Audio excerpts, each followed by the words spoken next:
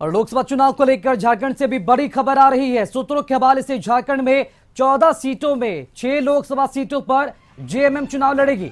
राजमहल, गिरिडीह, सिंहभूम, दुमका सहित 6 सीटों पर जेएमएम चुनाव लड़ेगी। बाकी 8 सीटों पर महागठबंधन के अन्य दल चुनाव लड़ेंगे। इंडिया गठबंधन में सीटों को लेकर सभी बातचीत फाइनल हो गई है। जल्द ही उम्मीदवारों की घोषणा भी की जाएगी।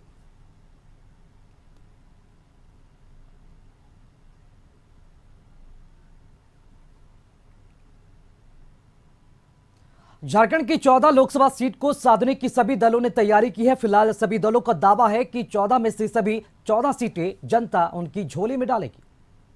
एजेंडे तो राष्ट्रीय एजेंडे हैं, जिसमें इस तानाशाही सरकार को उखाड़ फेंकना, महंगाई कैसे कंट्रोल में आए, और आज जरूरत है संविधान बचाने की, इस देश को बचाने की, लोकतंत्र को बचाने की, अपने अंतर्राष्ट्रीय सीमाओं को सुरक्षित करने की। इन मुद्दों पर निश्चित रूप से ये मुद्दे ही हावी होंगे।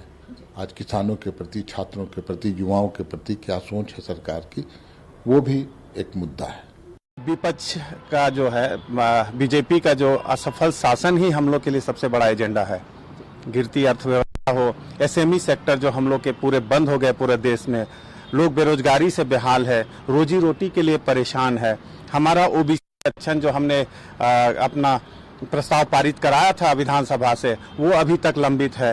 पूरा उसका देश के प्रति, क्या समाज के प्रति ही पूरा जो बांटने का काम किया है वो लोगों ने, यही हमारा एजेंडा होगा। और निश्चित रूप से सभी लोगों को पता है कि आज हमारा देश और राज्य किस तरह से परेशान है। देखिए, सबसे पहले तो एजेंडा मोदी जी ने जो काम किया है, और दूसरा एजेंडा है राज्य सरकार के कार्यों का विफलता, भ्रष्टाचार का बोला इस राज्य में, यानी कि सीएम के वर्तमान रहते हुए भी जेल के सलाखों में बंद हो रहे, रोज ईडी का छापामारी हो रहा है, इतना भ्रष्टाचार। ये मुद्दा हम लोग भ्रष्टाचार का झारखंड का खास करके हम लोग बनाएंगे।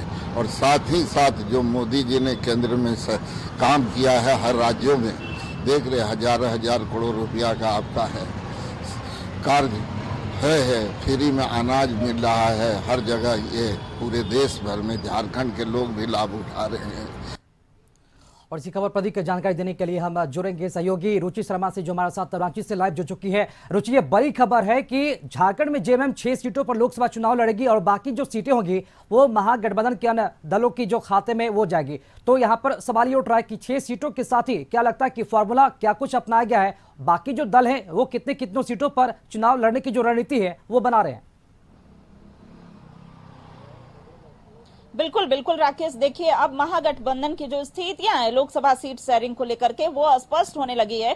और झारखंड मुक्ति मोर्चा के तरफ से जो पुख्ता खबरें निकल करके आ रही हैं कि 6 लोकसभा सीटों पर झारखंड मुक्ति मोर्चा का दावा है, यानी कि 6 सीटों पर चुनाव लड़ेगी और जहां से झारखंड मुक्ति मोर्चा का जनाधार जो है वो मजबूत है। वैसे तो झारखंड मुक्ति मोर्चा का कहना है कि हमारी 14 लोकसभा सीटों पर जनाधार मजबूत है और हम सत्तारूढ़ दल में से ऐसे पहले से भी कहती रही थी कि हम बड़े भाई की भूमिका में रहेंगे आगामी लोकसभा चुनाव में।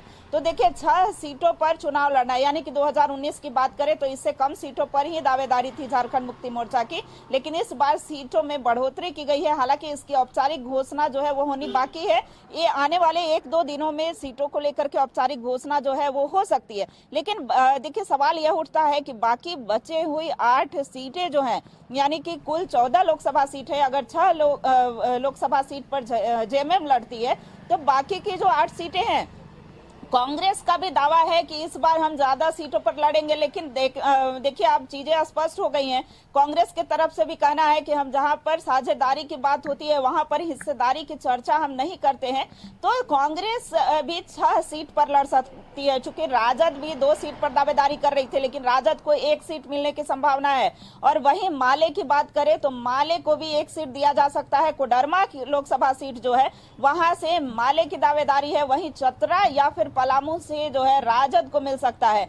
तो ऐसे में देखने वाली बात होगी। हालांकि देखिए 14 लोकसभा सीट पर कांग्रेस जो है पूरी मजबूती के साथ इंडिया गठबंधन के साथ खड़ी है और यह कहना है कि हमारा लक्ष्य यह नहीं है कि जहां से कांग्रेस खड़ी हो या जहां से जेएमएम खड़ी है वहीं से मदद करेंगे। हमारा लक्ष्य है कि झारखंड की 14 लोकसभा सीट कैसे जीता जाए। हम एनडीए के खिलाफ खड़े हैं। तो ऐसे में देखिए सभी जगहों पर जिला अध्यक्ष से लेकर के बूथ स्तर के जो नेता हैं उन्हें कार्य में लगने के लिए, उन्हें रणनीति के तहत कार्य करने के लिए कहा गया है। तो बिल्कुल एक रुचि, तरफ सभी पार्टियों के अलग अलग दावे और इन दावों में कितनी सच्चाई है तो चुनाव परिणाम के बाद ही पता चलेगा। फिलहाल तमाम जानकारी देने के लिए शुक्रिया आपका।